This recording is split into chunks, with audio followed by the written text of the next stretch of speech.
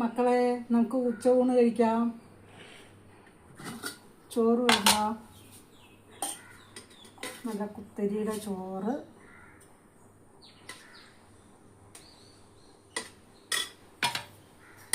നമുക്ക് മത്തി മുളക് ഇട്ട് പറ്റിച്ചതാണ്. നമുക്ക്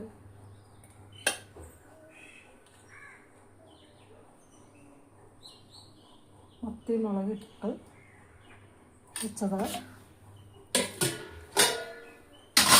ചേന മെഴുക്കുവരട്ടി,